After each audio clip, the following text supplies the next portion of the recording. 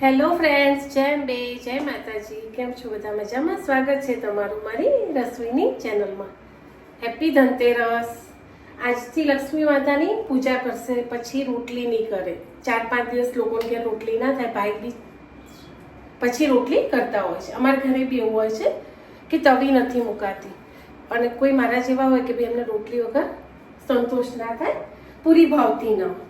તો એના માટે મેં આજે ઢેબરા બનાવી અને મૂકવાનું નક્કી કર્યું છે કે 5-6 દિવસ ચાલે મારે ઢેબરા ખાવામાં. તો પછી હું ઢેબરા બનાવતી હતી તો મને એમ થયું કે નવા ઢેબરા છે, કંઈક અલગ છે, કોઈને ફરવા જવું હોય અઠવાડિયા સુધી, કોઈને આ રીતે મારા જેમ ના થતી હોય રોટલીને ખાવાની ઈચ્છા થતી હોય, તો ચલો રેસીપી હું તમને બતાવું કે 1 અઠવાડિયા સુધી તમે આ ઢેબરા રાખી શકો છો. ફ્રેશ થશે, તમને ખાવામાં મજા આવશે, એવું જ લાગશે કે બહાર ફરવા જતા હો તો બી લઈ જઈ શકો છો. તો ચલો રેસીપી સ્ટાર્ટ કરીએ. ફરીથી બધાને હેપી ધનતેરસ. એના માટે પહેલા આપણે મેથી તો લઈશું જ ફ્રેન્ડ. મેથી તો મેં ધોઈને મસ્ત પલાટ લીધી છે. હાલ તો મેથી આવી ગઈ છે, કારણ કે કાલે કકળાટ કાઢવામાં આવશે. કાળી 14 છે, ઘેર ઘેર ચકડા થતા હોય એટલે લોકો કકળાટ કાઢતા હોય, એના માટે. પણ એને આપણે મેથી જોડે ગાજરનું કોમ્બિનેશન લઈશું, મસ્ત લાગશે ફ્રેન્ડ.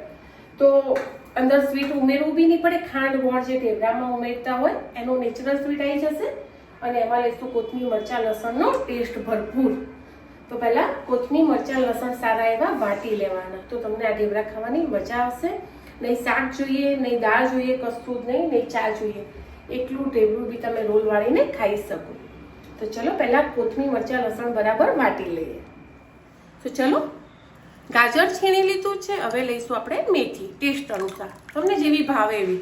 અઠવાડિયા સુધી રાખવું છે એટલે એ રીતે તમારે મસાલા ને મેથી લઈ લેવાનું. પાણી આલો ઓછું જવા દીધું છે. મસ્ત નીતારી મેથી અંદર એડ કરી છે. મેં એડ કર્યું છે હવે અંદર સારું એવું લસણ, કોથમીર અને મરચાં. એનાથી તમને પરફેક્ટ ટેસ્ટ આવશે, બહુ મજા આવશે ખાવાની. ઘઉંનો લોટ હતો, આ 1 વાટકી ભરી પૂરી દબાઈ. ગાજર એડ કર્યું, મેથી એડ કરી. અડધી વાટકી જેટલી મેથી છે, અડધી વાટકી જેટલું ગાજર હશે, અને અડધી વાટકી જેટલા કોથમીર, મરચાં અને લસણની પેસ્ટ છે.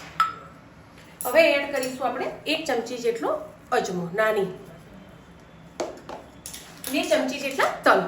તલ તમને ભાવતા હોય તો વધારે બી નાખી શકો, અને ના ભાવતા હોય તો બિલકુલ ના નાખો તો બી ચાલે. મેં 3 ચમચી જેટલા એડ કર્યા છે. એડ કરીશું 3 ચમચી જેટલું દહીં. દહીં બી તમારે એડ કરવું હોય તો જ, બાકી લીંબુ એડ કરી શકો, બરાબર.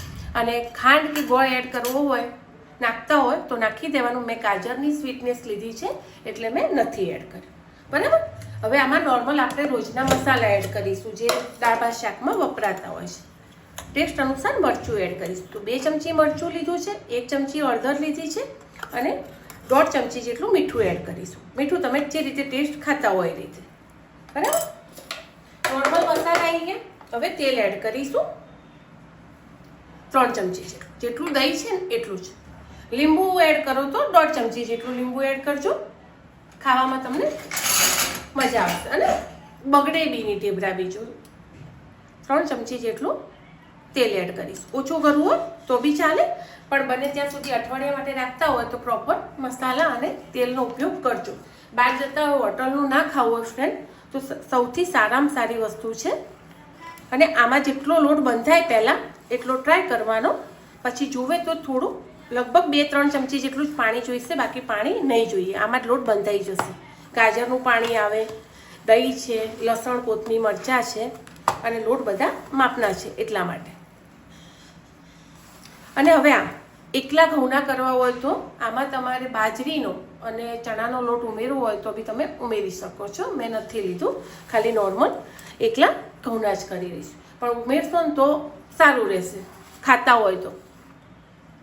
લોટ બાંધી દીધો છે, અને લોટ તમે ભાખરી જેવો બાંધજો.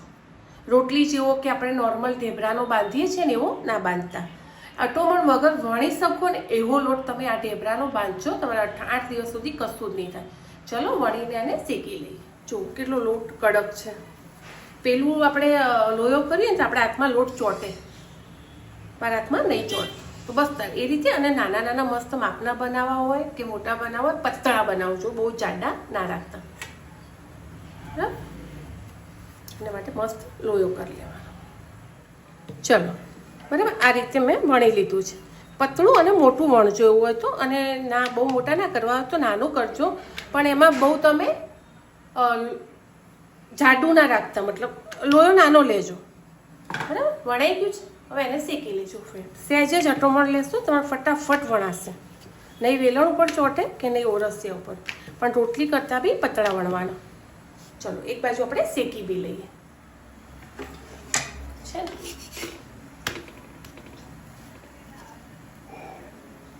અને પછી બની ગયા કેળા એટલે કલાકથી 2 કલાક સુધી થાળીમાં કે પેપરમાં પોળા કરી દેવાના, એટલે બિલકુલ એકદમ ઠંડા થઈ જશે. રૂમ ટેમ્પરેચર ઉપર આવે પછી તમારે એને પેક કરવાના. ધીમા તાપે એને શેકીશું એટલે અંદરથી બી પરફેક્ટ શેકાઈ જાય. તેલ તમારા તમને જે રીતે ભાવતું એ રીતે નાખવાનું. એટલે કોરા કરવા હોય તો કોરા બી મસ્ત થઈ જાય. આ રીતે એને શેકી લઈશું દબાઈ. જો ભાખરીનો ડટ્ટો હોય તો એ લઈ લેવાનો.